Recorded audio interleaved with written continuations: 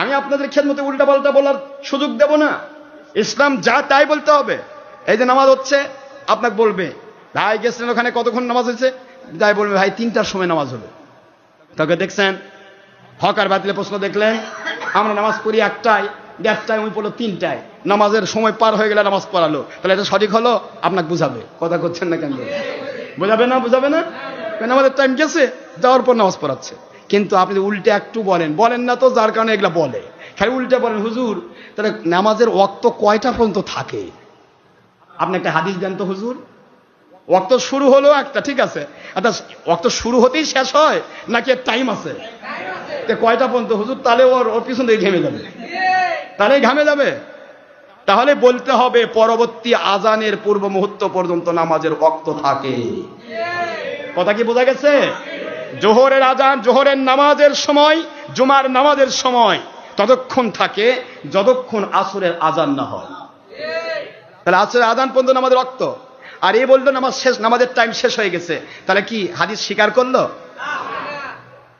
আপনাকে ধোকা দিল হাদিসের বিরুদ্ধে কথা বলে। এইভাবে এরা ধোকা দেয়, এরা উপরের লেভেলটা দেখায়। যেমন আবু জাহেল দিয়েছিল, আচ্ছা আবু বকর রাদিয়াল্লাহু তাআলা আনহু, তুমি মুহাম্মদ সাল্লাল্লাহু আলাইহি ওয়াসাল্লামকে ভালোবাসো ভালো, কিন্তু তুমি কি বিশ্বাস করবে এক রাতের সামান্য সময়ের মধ্যে মুহাম্মদ সাল্লাল্লাহু আলাইহি ওয়াসাল্লাম উপরে চলে গেলেন, 27 বছর কাটালেন, নিচে এসে দেখলেন ওযুর পানি নিচের পানিতে জমিত হয়ে টপকে যাচ্ছে, তুমি বিশ্বাস করবে? আবু বকর বলতেছে, তোমার টার্গেট আমি বুঝছি, আমার আখেরি নবী যদি বলে থাকেন তিনি মেরাজ করেছেন, কিভাবে করেছেন সেটা আল্লাহ এবং নবীর ব্যাপার, তোমার ব্যাপার নয়। সুবহানাল্লাহ, জোরে বলুন।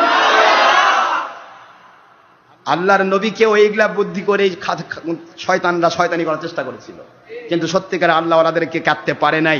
অনুরূপ ভাবে হক্কানি ওলিয়া উলিয়ার মুরিদ যারা হবে, সত্যিকারের মুরিদ, তাদেরকে দুনিয়ার সব মিথ্যা বলেও কেউ কেটে নিতে পারবে না। তারা ভাববে যে বাবা তুই 22 নম্বর, আমার কাছ থেকে ভাগ। কি ঠিক না? ঠিক বলে আমার সোনার ভাই মুসলমান, নামাজের রক্ত নিয়েও মিথ্যে কথা বলবে, দাঁড়ানো নিয়ে মিথ্যে কথা বলবে, তারপরে তাকবীর নিয়ে মিথ্যে কথা বলবে, তারপরে আপনি খুতবাতে লাঠি নিয়েও মিথ্যা বলবে। সব কোন জায়গায় খুতবাত লাঠি হয় না, তোমাকে হুজুরকে আমার খুতবাতে লাঠি দেয়, কি কথা বলছে নাকি?